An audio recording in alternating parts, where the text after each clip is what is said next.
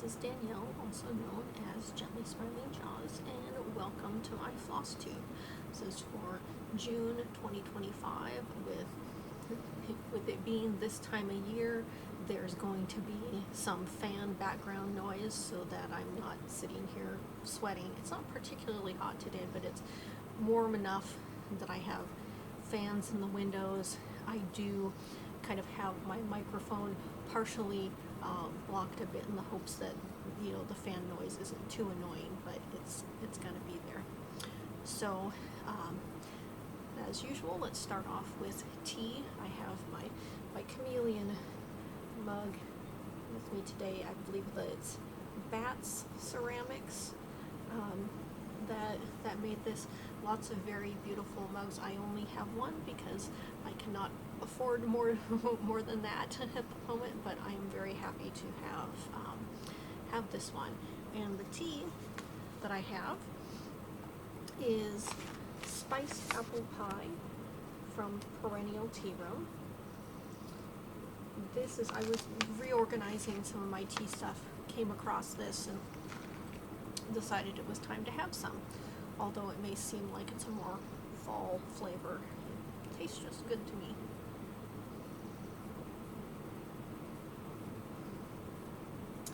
And Perennial Tea Room is located in Post Alley by Pike Place Market. And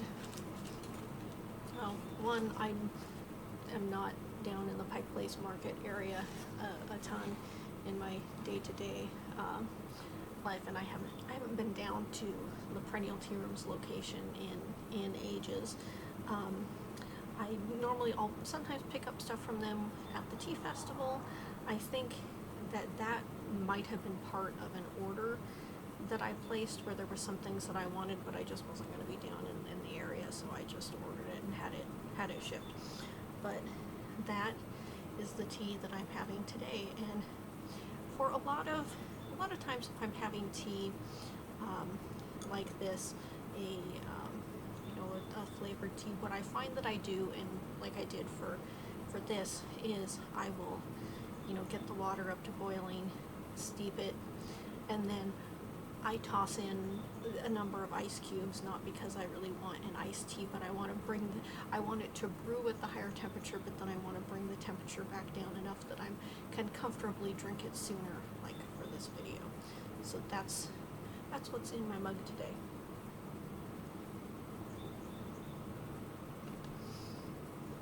Okay, the other thing I want to mention before going into my stitching is how I always mention that you can get eSIM, you can get and donate eSIMs to Connecting Humanity when they supply the eSIMs to folks in Gaza. I think I also saw that they are now accepting like cash donations as well, and as usual, I'll put the information in the link. And for some people that might be an option that they want to do, because I know that many people express frustration when they buy an eSIM, donate it, and then don't see that it's been used. And they always, go over the many reasons that this can happen, because obviously when you're in an area where trying to get the connectivity to activate an eSIM can be difficult.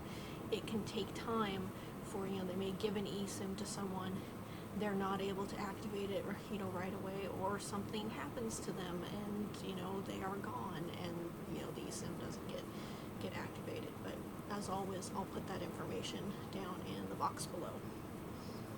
So on to the stitching. And I feel like over this past month, I both did and didn't get a lot of stuff done. I got caught up on things. I did get in some good amount of stitching on some projects, but I also sort of felt like I was going to get more done than I actually did. So let's go over what I've got.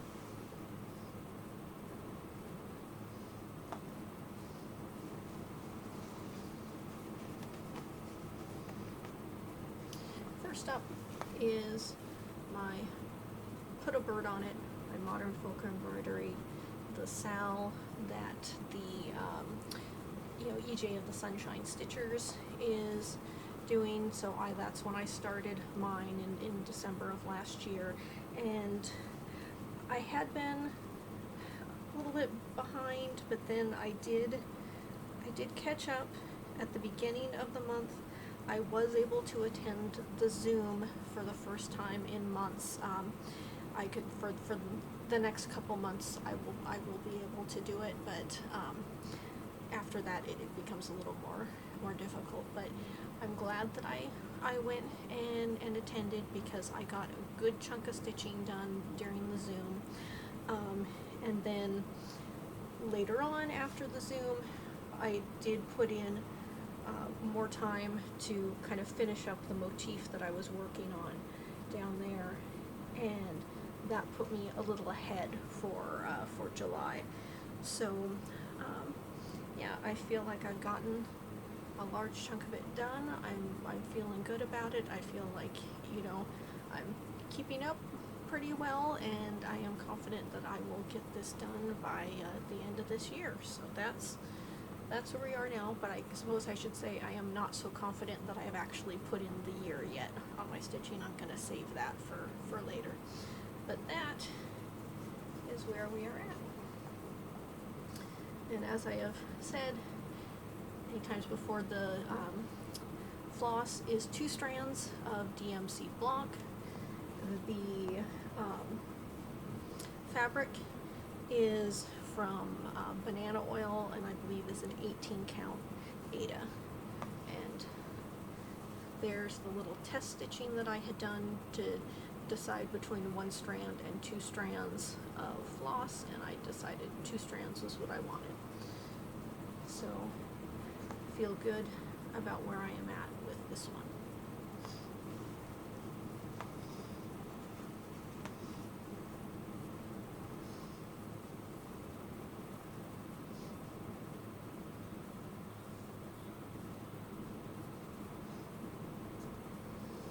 Okay, next up, in the realm of catching up, I worked on Stitch for Pride 2025 and got both the May and June sections done. I was behind in my last video, but made progress. We've got May is the Chevalier de Dayon, and June is Mary Jones. I'm somewhat behind in my learning. I did do learning for May.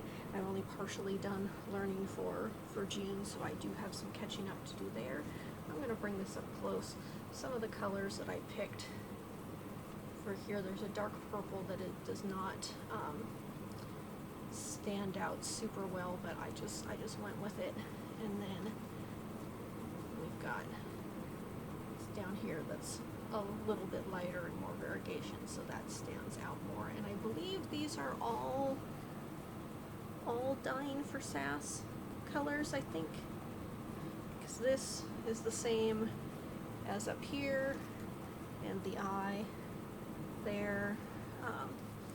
The yellow is the dandelion from up here, and then this is a color I hadn't used before, and this is a color I hadn't used before, again all from Dying for Sass. And we'll say, because I use Pattern Keeper for my stitching, and Pattern Keeper does not have backstitching support yet, maybe someday, that would be nice.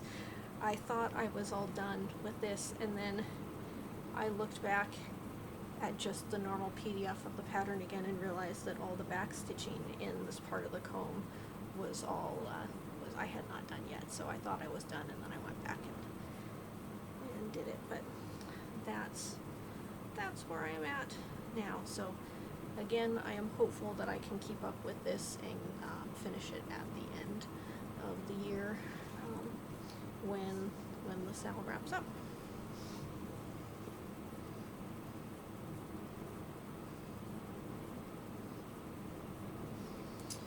Okay.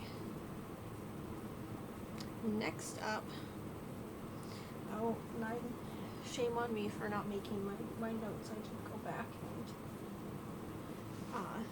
fill in, but the next thing I did, this is a start and finish of a freebie pattern that I am blanking on.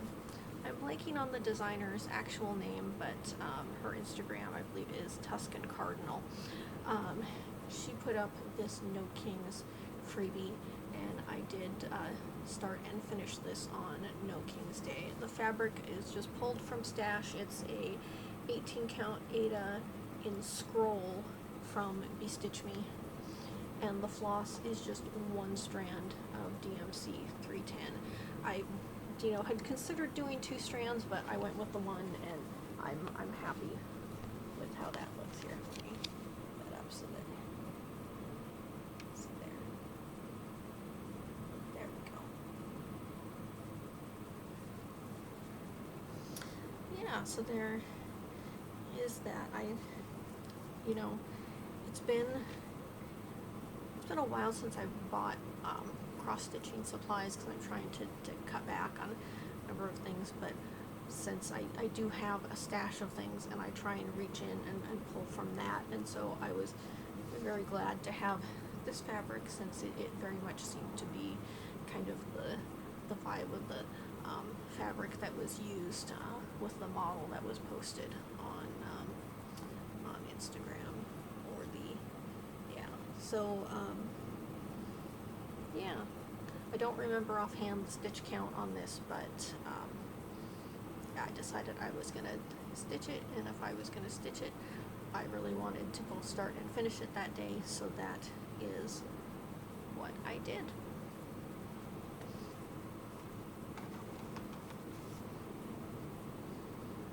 Okay, time for another sip of tea.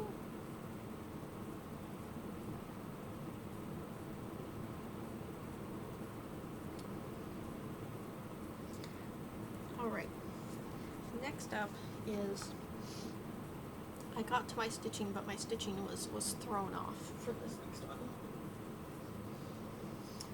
I have been working on Freedom Motif Sampler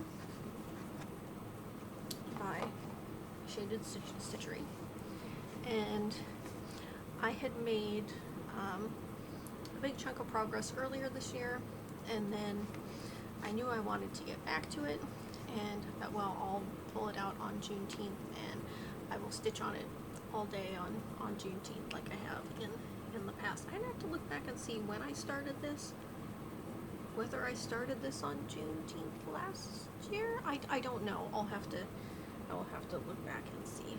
But my plan was to stitch on it on Juneteenth, because that was just appropriate. And I also had some additional time off work that week. This is going to be perfect. I'm going to get lots of stitching done. But then life threw other things in the way, and suddenly all this free time I had was taken up by stuff. So I did not do any stitching at all on Juneteenth, or the day before, or the day after. It wasn't until later on that weekend I finally got a chance to sit down and stitch on this, but I think I did get about 900 stitches in, so not my plan, but at least I did get work done on it. So what I did on this was, there was one of the 2 colors in this area right at the edge, I put in, and then I put in going down here, and the bird cage down there, and then I started in on the ribbon in the middle. So I still have, a ways to go, but I feel like I did make a good chunk of progress on this.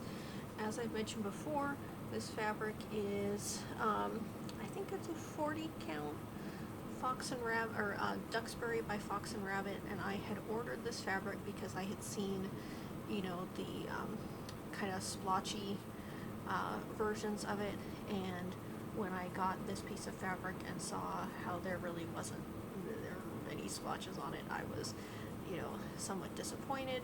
But then when I pulled it for this, I was, I think that it works very well for this. So although the fabric wasn't how I had originally envisioned it, I am very happy with how it is working out for this project. So I didn't bring in, actually here, I don't have my one notebook, but I do have my tablet, so let me double check on my tablet here. And let's actually, let me check two things. Oh, that doesn't say on there. Let me go back to the pattern for this.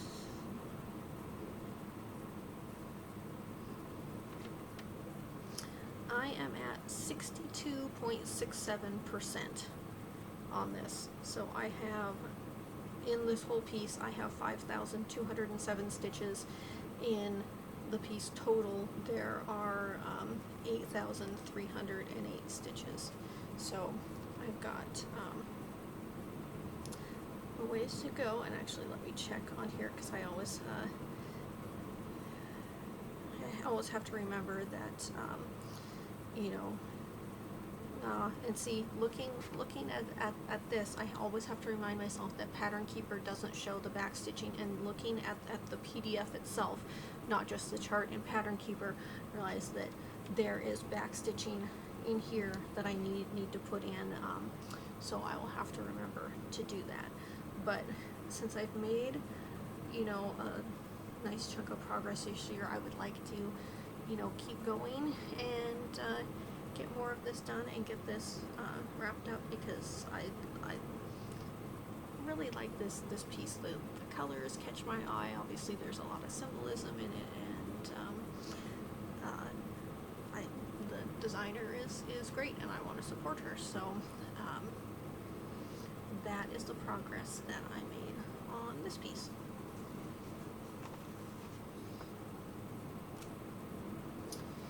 And then, just this morning, I did pull out my Perky Lion from Miriam of Marroomy Designs, and I made some progress down on the legs.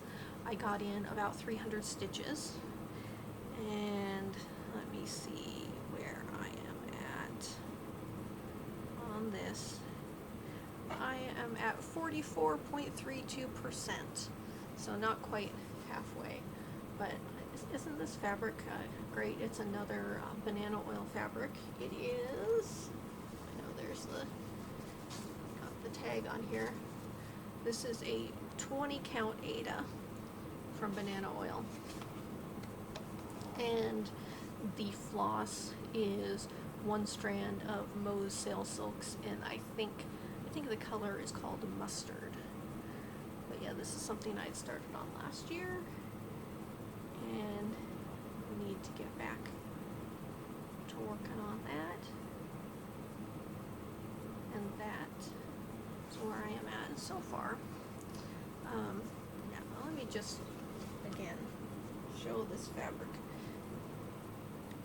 some more. Like it's just a, when I saw, sometimes, you know, with fabric, I think obviously if you have a solid color fabric, you know, there's lots of choices for how you can use it. With fabric that's very colorful and mottled like this, I think it can be trickier to find the right piece to put on it. So for something where the fabric is so busy, I've been trying to do, you know, kind of a solid color, so that the fabric can do its thing and the stitches can do its thing, and you know, but I am very happy with how that is looking so far, and my idea is that I will, after finishing this, that I will put more of Marroomy's animal designs on this same piece of fabric. So we will see how it goes, but that is that.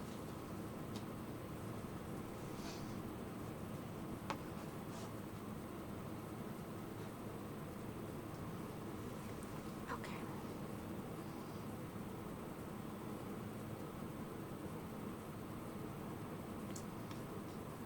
So I did no knitting, this month I haven't gotten back to working on my socks. I need to do that. No crochet. I still have my in-progress blanket that I haven't touched for months that I need to get back to eventually. I wrote down that I had no new starts, but that's not correct because I did have the start and finish. What I didn't do was I didn't do any stitching on my birthday or anything special for my birthday. I had thought about, doing a new start, decided I didn't want to do that. I had kind of planned to pull out the Carolyn Manning birthday cake piece that I had started last year, but I just wasn't feeling like doing stitching. Recently I haven't been stitching as many days. When I do sit down, generally I can get a nice chunk in, but kind of the making time to stitch has been happening a little less lately. When I do it, when I sit down and I do stitch, I very much enjoy it, and I'm happy with the progress that I made, but I just haven't been making as much time for it. And my plans right now, really the only main plans, are to try to keep up with Put a Bird on It and Stitch for Pride. I also want to get back to the Reflections of Paris piece that I had been kind of sort of hoping that I would get done by August of this year. That I don't know if I will or not. We'll see, because since I've been stitching less days, when I do sit down, there are the pieces that I'm trying to keep up with, which is where my time seems to go to. But we'll see. That's where my stitching is at for this month. So next, I do want to talk about books. And in my last video, I think I was like maybe a half hour into the audiobook of Our Wives Under the Sea by Julia Armfeld, and that was a book where I had heard kind of lots of good things about it. I had stayed away from like details of the plot.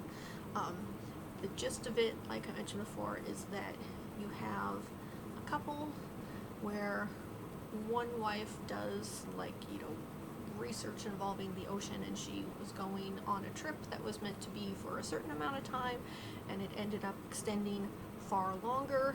And when she does come back, she, her wife that has stayed up on land, notices that she is not right, and so the book is about that. So that was kind of all that I knew going in, and it was a book where I enjoyed it, but I think, some of the reviews that I read after the fact, there were people who really liked it, and for me, it was just okay. There wasn't anything wrong with it, but it didn't really grab me where it's like, oh, this is a favorite book. I think for me, it's a book where maybe there are certain scenes that will stick with me, but the book itself isn't one that I'm gonna be kind of running out to buy a copy of or rereading, anytime soon. But it was enjoyable enough, and it was also not all that long. So there is that. The next book, and I'm gonna stop for tea again, as whenever I do these, my throat will get froggy if I'm not having something to drink here.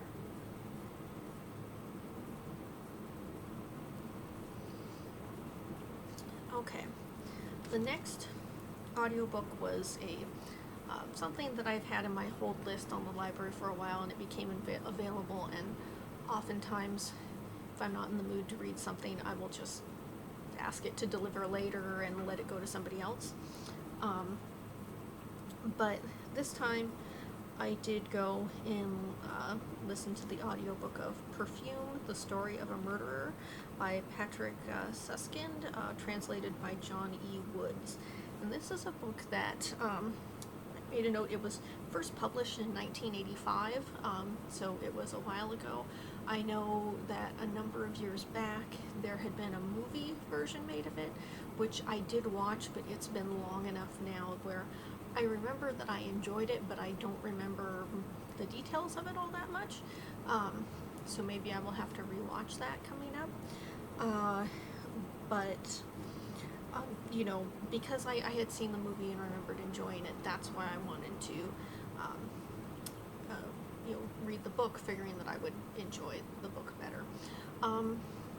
It's kind of two things where after I borrowed the book and kind of started listening to it, I think I realized that what I was really in the mood for was a nonfiction book about perfume.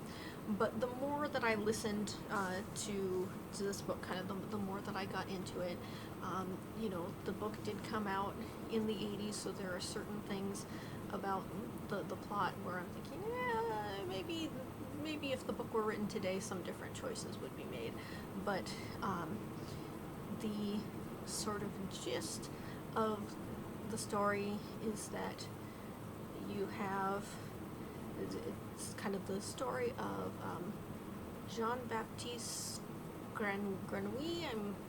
I can't do French pronunciation very well, so I may be pronouncing that wrong. But it follows his life from an infant all the way, you know, through his life.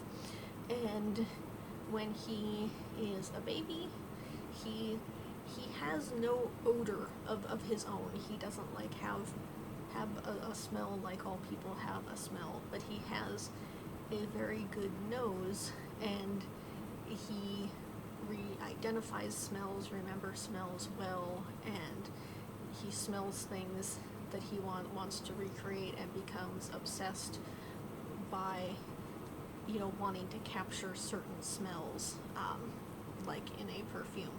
So, you know, it was an interesting book, you know, and I'm trying to remember how long it was. It was around 12-ish hours or so. There was, you know, for me, it took me a bit to get into it, and then I was really enjoying it, and then as it got more towards the end and I was sort of ready to be onto a different book, then I got a little bit impatient with it, but I enjoyed it, but I also think that it wasn't exactly the book I wanted to be reading at the time that I read it, if that makes sense. But still it was enjoyable. So based on what I decided I really wanted to be reading, the next book that next audiobook I checked out from the library was called The Perfect Scent, A Year Inside the Perfume Industry in Paris and New York by Chandler Burr. And again, years ago, I had read one of Chandler Burr's other books, which I have a physical copy of tucked away somewhere, called The Emperor of Scent. And that book was kind of focused on someone named Luca Turin and his, I forget what exactly his scientific background was, but it was about him and his theory on like how we smell, you know, kind of what the actual workings of our noses are as far as being able to actually smell things. And I had remembered, you know, enjoying that. And so this book is about him kind of following the development of two different, you know, kind of perfumes. The Paris one is, he is talking about, and I forgot to check the publication date on this book, but I think it was early mid-2000s maybe when it was published. And so he was following on the Paris side of things, Hermès hiring someone to be sort of their in-house perfumer, and sort of the development of a perfume in one of their, you know, kind of perfume lines. And then the New York is talking about Sarah Jessica Parker working with I think the company Coty to come up with her perfume that she put out. And so that was sort of an interesting thing to read and follow along and kind of find out more about the industry. And, you know, perfume is something that I enjoy to some degree. Mostly it's something that when I or myself, usually I will put on like after I take a shower and before I go to bed, because it's something that I put on for myself.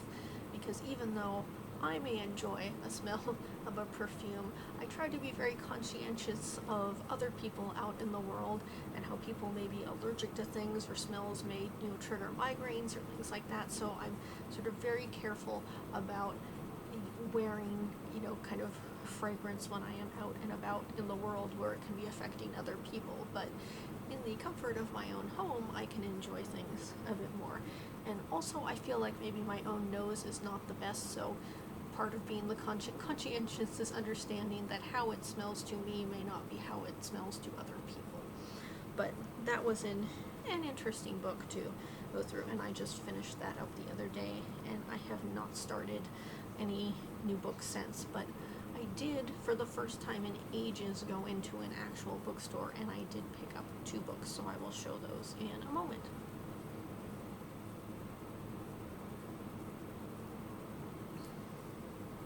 Okay, so I recently happened to step into an independent bookstore around here where they have been around for some time.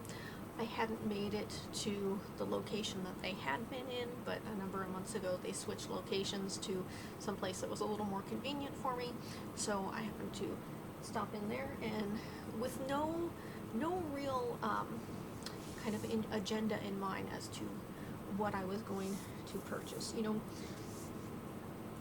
When I started, reading again,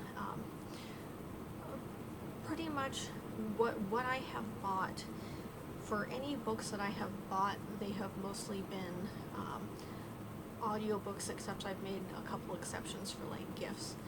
But I haven't really bought physical books for myself since starting to reread again, partially because I've been going through the library because that's great for the budget, not having to spend money on books, and also not having more kind of things in my space as far as books, because I feel like I'm certainly happy to have books and keep them around, but I also don't feel like I need to be buying physical copies of every book when it may not be a book that I like. So my sort of philosophy has, in more recent years, has been I will get it from the library, listen to it if I'm doing an audiobook or whatever, but if I want to get a physical book, it should be something that I know that I like and want to add to my collection. But I gave myself a pass here on this because, again, I haven't bought books for myself in ages. But when I went into the bookstore and looked around, the first cover that caught my attention was this, Slither, because I saw the cover and the title. I was like, oh, that may be interesting. And by Stephen S. Hall, and it says How Nature's Most Maligned Creatures Illuminate Our World. So having snakes, that sounded interesting to me. And let's see, where's the description here? It says, for millennia, depictions of snakes as alternatively beautiful and menacing have appeared in religious texts, mythology, poetry, and now even social media. From the foundational deities of ancient Egypt to the reactions of squeamish schoolchildren today, it is a historically commonplace belief that snakes are devious, dangerous, and even evil. But where there is hatred and fear, there is also fascination and reverence. How is it that creatures so despised and sinister, so foreign of movement and ostensibly devoid of sociality and emotion, have fired the imaginations of poets, prophets, and painters across time and cultures? In Slither, science writer Stephen S. Hall presents a naturalistic, cultural, ecological, and scientific meditation on these loathed yet magnetic animals. In each chapter, he explores a biological aspect of the snake, such as their cold-blooded metabolism and venomous nature, alongside their mythology, artistic depictions, and multicultural veneration. In doing so, he explores not only what neurologically triggers our wary fascination with these limbless wonders, but also how the current generation of snake scientists is using cutting-edge technologies to discover new truths about these evolutionary ancient creatures, truths that may ultimately enhance human health and help us adapt in an ever-shifting world.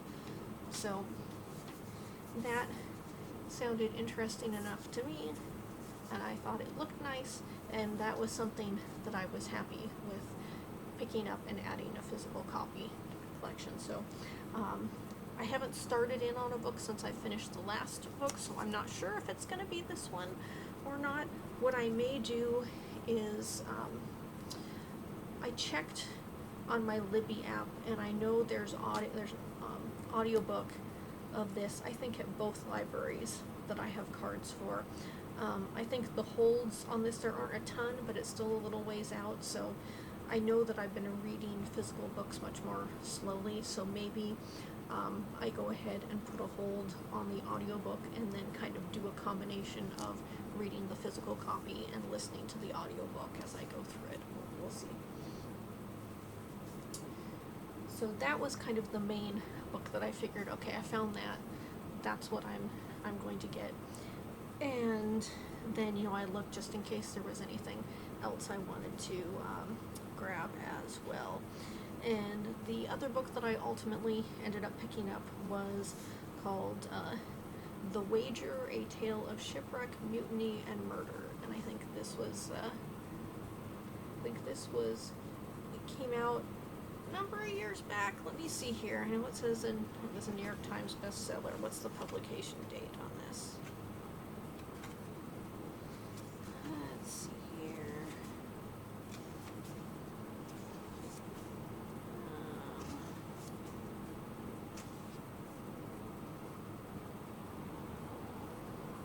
Okay,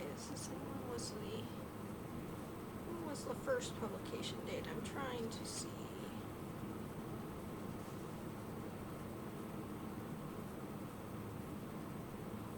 2023?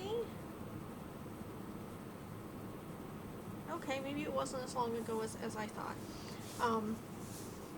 But this author also wrote Killers of the Flower Moon, which I have an ebook copy of that I got to go, and I still haven't read it, so I should read through that at some point. I have also not seen that movie either, because from what I know about the book and about the movie, it sounded like perhaps the way that it was adapted into a movie was not a way that it would appeal to me.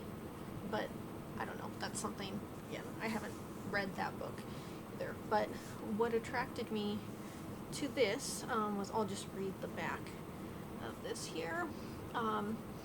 Said, on January 28th, 1742, a ramshackle vessel of patched together wood and cloth washed up on the coast of Brazil. Inside were 30 emaciated men, barely alive, and they had an extraordinary tale to tell. They were the survivors of His Majesty's ship, the Wager, a British vessel that had left England in 1740 on a secret mission during an imperial war with Spain. The Wager had been chasing a Spanish treasure-filled galleon and had wrecked on a desolate island off the coast of Patagonia. The men, after being marooned for months, built a flimsy craft and sailed for more than 100 days, traversing nearly 3,000 miles of storm-racked seas. They were greeted as heroes. But then, 6 months later, another, even more decrepit craft landed on the coast of Chile. This boat contained just 3 castaways, and they told a very different story. The 30 sailors who landed in Brazil were not heroes, they were mutineers. The first group responded with countercharges of their own, of a tyrannical and murderous senior officer and his henchmen. It became clear that while stranded on the island, the crew had fallen into anarchy. As accusations of treachery and murder flew, the Admiralty convened a court-martial to determine who was telling the truth. The stakes were life and death for whomever the court found guilty would hang. The Wager is a grand tale of human behavior at the extremes told by one of our greatest nonfiction writers. So that just sounded like an interesting thing to me, so I picked up a copy of that as well. So not certain exactly which one I'm going to read first, or if that's going to be what I'm going to dive into next, but those were kind of the first books I've picked up in a long time, so I am looking forward to reading them.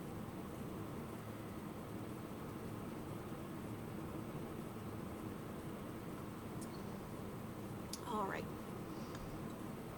kind of the last things that I have on my list is I wanted to mention a kind of new to me YouTube channel that I started watching, and I haven't been watching a ton of Flosstube recently, kind of partially because I was trying to cut back on purchasing cross-stitch supplies and more of using what I have. When I watch Flosstubes, I find things that I want to stitch and things I want to buy, so I have been kind of consuming a bit less of that. But I was watching a video suggested by YouTube. I can't remember what channel it was from, but I think it was a video that was suggested to me because in that video the person was recommending a channel that I already watch. But in the comments of that video, there were a bunch of people that were recommending another channel, so I decided to check out that channel. And that channel is called Rewilding Jude, and the fellow whose channel it is, Jude, in the beginning of his videos, he sort of describes himself as a queer man in his 30s who sort of sold his house and bought an old over 100-year-old cottage in rural Scotland, and is working on kind of fixing it up to sort of remind himself that life is worth living, because he describes that a number of years ago he had both of his parents pass, sort of pretty suddenly and in close in time to each other, and so he had to deal with all the stuff from their passing, as well as some other struggles he had going on. And so sort of this became the thing that he decided to do, was to sort of, sell his house and move and focus on this project. And I think the channel is not yet a year old, but I don't know if he's been posting like once a week from the start. I think there was like 40 some videos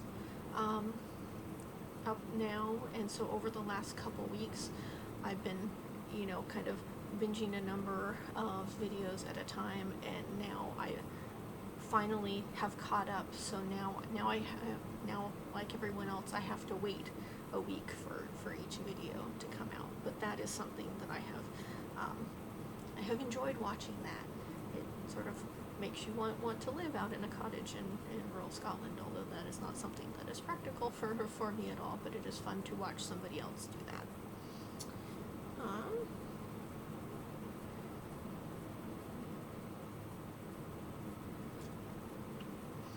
And I guess the thing that I will end on is, and maybe I will go back to having more kind of devoted stitching time again, but where a lot of my attention has been focused the past couple months is that when the second Karen Reed trial started at the beginning of April, I have sort of been making a concerted effort to watch as much of the trial as I could. So, after work I would come home, I would, watch the video from that day in court. I would be watching things at like usually not normal speed. Often it would be like 1.5 or maybe 2 times speed, or maybe even more than that, as I was trying to catch up and go through all the testimony and watching kind of different attorneys give their commentary on it. And I guess what has sort of drawn me to this, because I watched most of the first trial last year as well, was going into it, I hadn't known a ton about it. When in the first trial, the defense kind of, in their opening statement, said Karen Reed was framed, well, that's sort of a bold and intriguing statement, but come on, really? And so, as I watched that first trial, I was skeptical about that. I'm like, okay, let's see what the evidence is, and what the Commonwealth of Massachusetts was alleging her to have done. And I was, through as they were presenting their case, I was waiting and waiting for them to get to their evidence of how they knew that this had happened, and it never came. And as the case went on further and further, I'm like, what is happening here? How can you be charging somebody with something that can put them away in jail for, so have them in prison for the rest of their life, when you don't really have a case? And I found that very concerning. And so obviously last year there was the mistrial, and all the things surrounding that were really, it should have been a mistrial only on one count. And so when this second trial came, I was very much invested in wanting to see how things played out this time. And obviously there was, a new prosecutor and all this. I'm like, okay, are they gonna have a better case to present this time? And no, they absolutely did not. That case, I don't know. I mean, I have mostly focused on watching the actual trial. Now that the trial is over, I have been consuming a little more of, interviews and other things, but I mostly stayed away from any, sort of other reporting while the trial was going on. But seeing some of the interviews, and I mean, I suppose that it's that if you're very knowledgeable about any subject, that pretty much any short little, a filtered down, soundbite that you see on the news is going to be disappointing, because it's not going to tell the whole story. But some of the, reporting that I have seen, and again, I haven't delved into a ton, but to see how something is presented and be like, wait a minute, whoever wrote this doesn't even know the half of what's going on. I mean, that's like so disappointing to see. But with the trial now being over, I am very glad that Karen Reed was only found guilty of an OUI, which I can understand why the jury found out the OUI being operating under the influence. I know here and most other places it's like a DWI or a DUI, and so that I can understand. But just seeing, there are just so many things with that case, and I was so concerned, because if she had been found guilty of those things, I mean, I think that just means terrible things for everybody. I mean, I think we all know that our justice system here has a lot of issues and could certainly be better. And although I am happy for the outcome in this case, I am sure that there are many other cases where the outcome did not go the way that it should have. The other thing is, I feel very bad for the family of John O'Keefe, because they have been through a lot. They have been through so much. I don't know, I don't know their experience has been and why they are so convinced that Karen Reed is the one who harmed him. But as like some of the jurors have said, is that they do feel very badly for the family, and they do want, you know, justice for John O'Keefe. But the case that was brought against Karen Reed in no way was enough evidence for her to be found guilty. I mean, the evidence was just not there. The whole investigation was so awful that I don't know if the family is ever going to have justice, which is awful. I hope that maybe there will eventually be somebody out there that will speak up and more evidence will come to light, because the feds, whatever they had been investigating, I think most of us assumed they were investigating the investigation, and it seems like they are not moving forward with any charges at this point, but that doesn't mean they won't down the road if something new comes to light. So, you know, we can only hope there. The other thing, and as I feel my voice going, so time for more tea.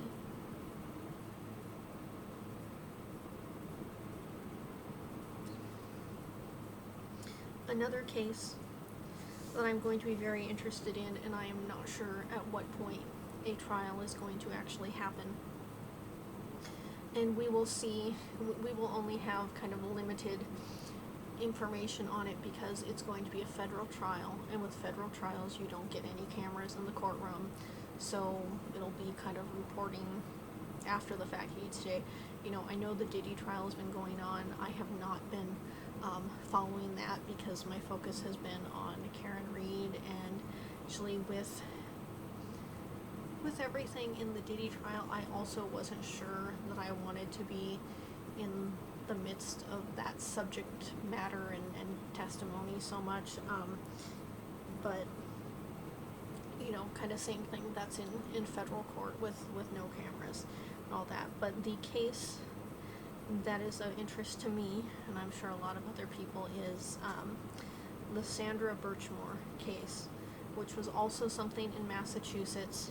I don't remember exactly how the overlap works. I think Sandra Birchmore lived in Canton, which is the same town where, you know, John O'Keefe, you know, lived and died, and then the whole Karen Reed thing. So there's overlap in various, you know, police departments and such.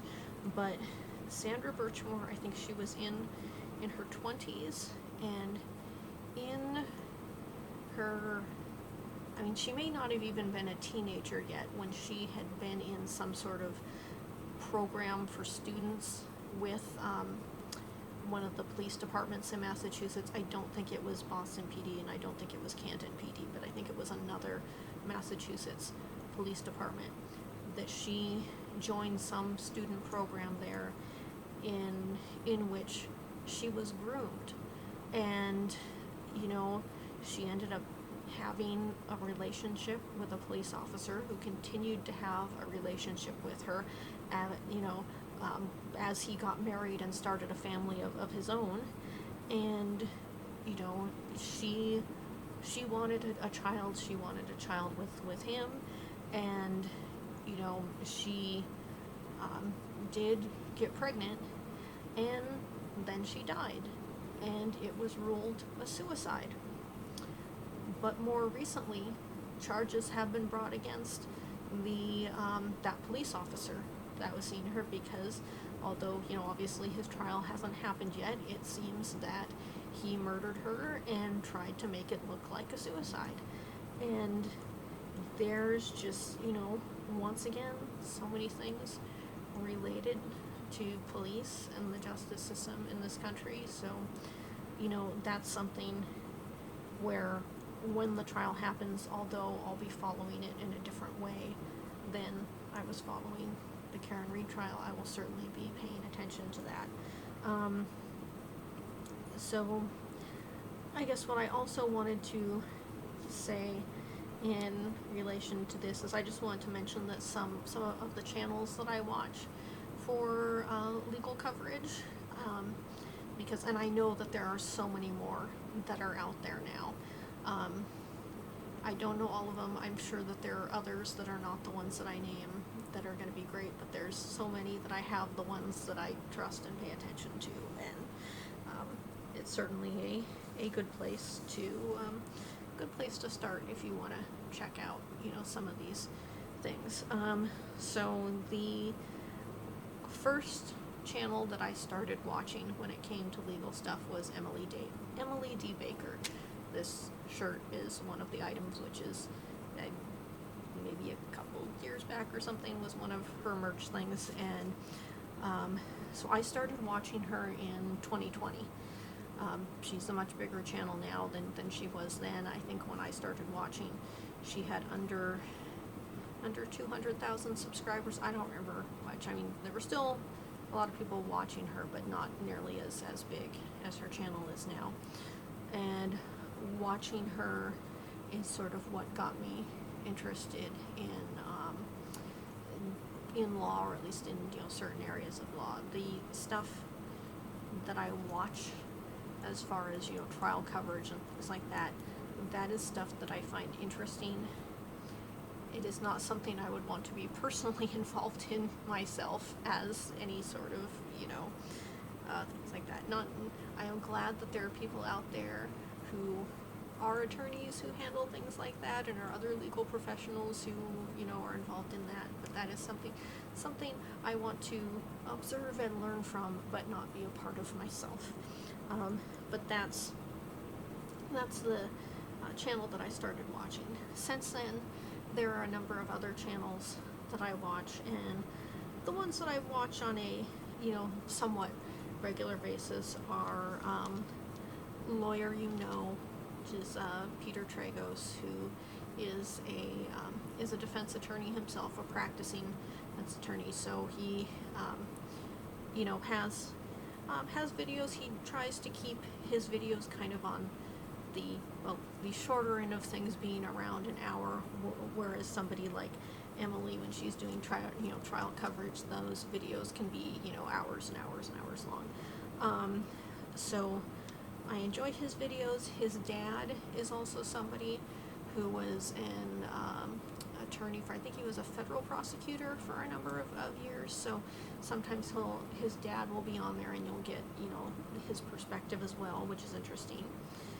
You have Runkle of the Bailey, Ian Runkle, who is actually a Canadian attorney, so he's practicing in things where the laws are a little different than in the U.S., but he has kind of interesting takes on things as well.